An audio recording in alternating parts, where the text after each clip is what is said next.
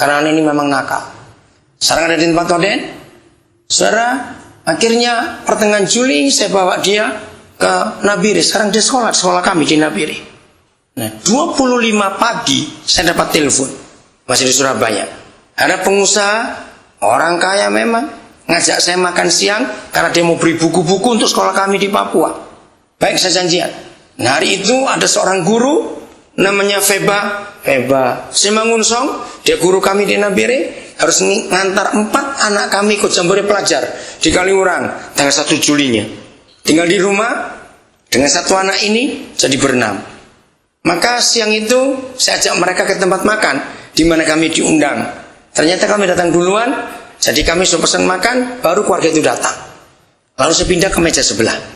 Waktu saya lagi ngomong-ngomong, makanan belum keluar, tapi anak-anak saya sudah makan. Tahu handphone saya bunyi, ada SMS. Kok kebetulan saya buka, kok tergerak. Begitu saya lihat, loh, anak ini SMS saya. Aneran, ngapain dulu sebelah SMS-an? Jadi saya pakai kode mata saya, kenapa? Kan lucu. Dia bilang, papa baca. Saya baca. Isinya begini, papa kenal nggak sama tante yang papa ajak bicara? Kemungkinan dia itu tante saya. Hah?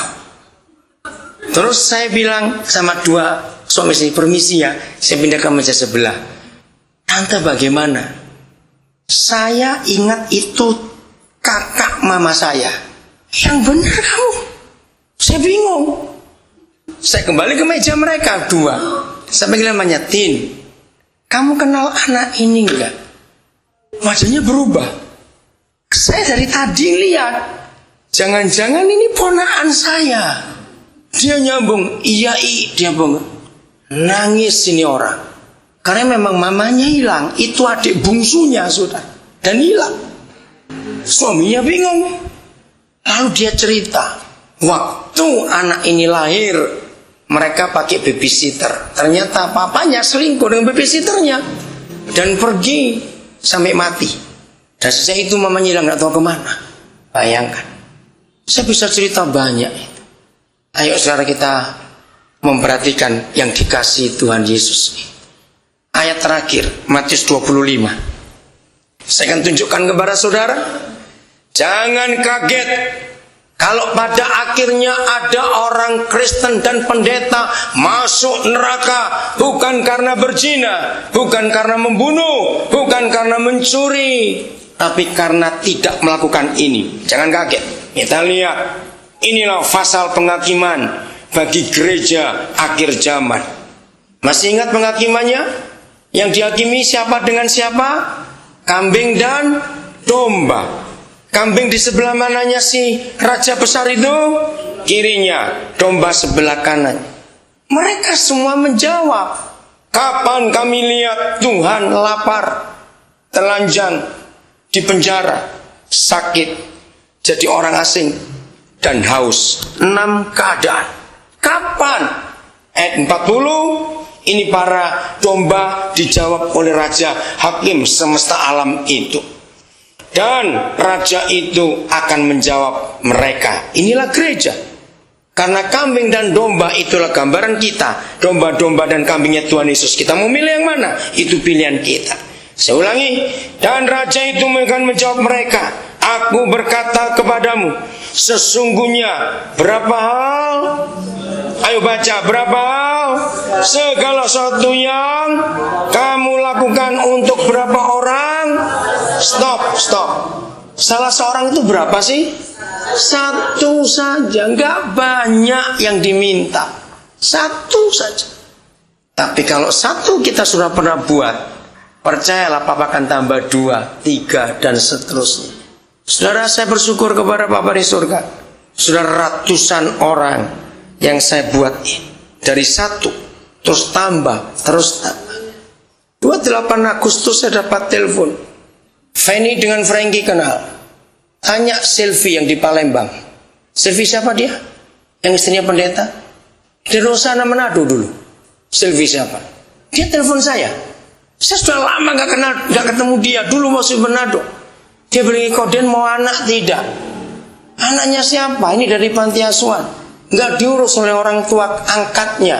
Karena orang tua angkatnya jadi calak, jadi sibuk.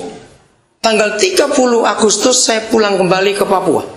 Langsung besok paginya saya kirim uang tiket dari Palembang ke Jakarta bersama dengan ibu pendeta ini. Lalu 30 saya bawa dia ke Biak. Anak ini gak ada orang tuanya, dari panti asuhan. Serta dengan kami di Biak, saudara. Ada begitu banyak orang yang terbuang hidup. Ayo kita angkat mereka. Salah seorang. Ingat, saya baca lagi. Dan raja itu akan menjawab mereka, aku berkata kepadamu, sesungguhnya segala sesuatu yang kamu lakukan untuk salah seorang dari siapa? Saudaraku yang paling hina ini, kamu telah melakukannya untuk aku. Maka itu kegiatan kita bukan di dalam gereja, katakan amin. Harus di luar. Manusia, orang adalah sasaran kita. Ayat 45-46. Maka ia akan menjawab mereka, ini para kambing dijawab. Sesungguhnya berapa hal? Salah satu yang tidak kamu lakukan untuk siapa? Salah seorang dari yang paling hina ini kamu tidak melakukannya juga untuk aku. Ayat 46 menakutkan. Baca baik-baik. Dan mereka ini, siapa mereka ini? Yang tidak melakukan segala sesuatu untuk salah seorang dari yang paling hina itu. Dan mereka ini orang Kristen, ini gereja, ini hamba Tuhan juga. Akan kemana? Baca, cepat. Masuk ke tempat siksaan yang kekal. Mana itu? Mana itu? Neraka. Bukan karena berzina, bukan karena mencuri, bukan karena membunuh, tapi karena tidak melakukan segala sesuatu yang di luar kita. Masuk neraka. Kenapa gereja nggak pernah khotbah ayat ini? Kita cuma dengan khotbah yang enak-enak saja.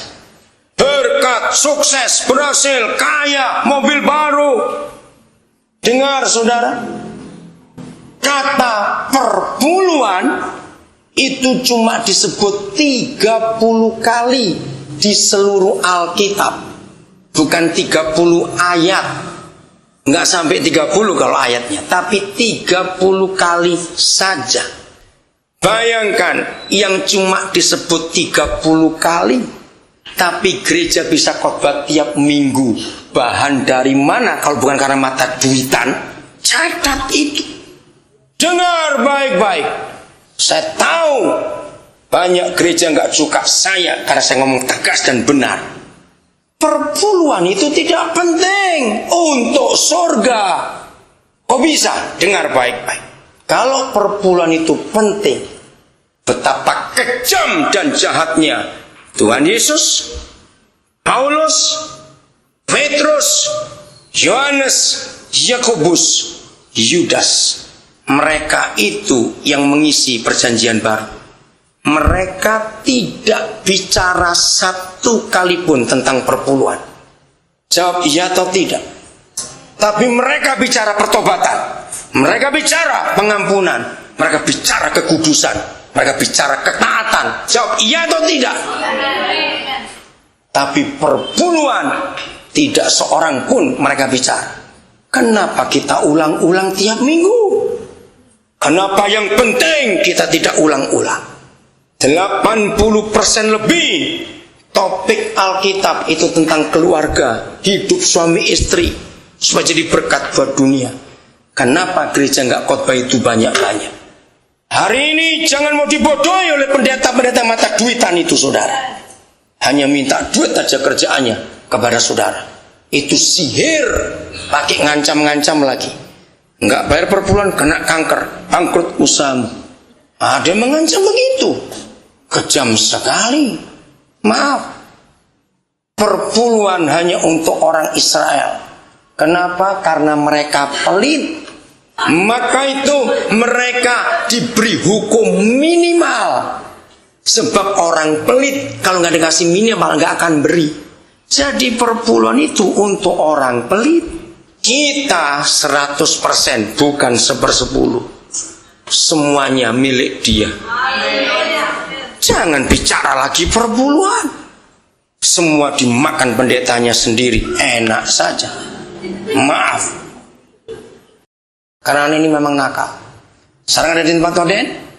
Saudara, akhirnya pertengahan Juli saya bawa dia ke Nabire. Sekarang dia sekolah kami di Nabire. Nah, 25 pagi saya dapat telepon, masih di Surabaya. Ada pengusaha, orang kaya memang, ngajak saya makan siang karena dia mau beri buku-buku untuk sekolah kami di Papua. Baik, saya janjian. Nah, hari itu ada seorang guru namanya Feba Simangunsong, dia guru kami di Nabire, harus ngantar 4 anak kami ikut jambore pelajar di Kaliurang tanggal 1 Julinya. Tinggal di rumah dengan satu anak ini jadi berenam. Maka siang itu saya ajak mereka ke tempat makan di mana kami diundang. Ternyata kami datang duluan, jadi kami sudah pesan makan, baru keluarga itu datang. Lalu saya pindah ke meja sebelah. Waktu saya lagi ngomong-ngomong, makanan belum keluar, tapi anak-anak saya sudah makan. Tahu-tahu handphone saya bunyi, ada SMS.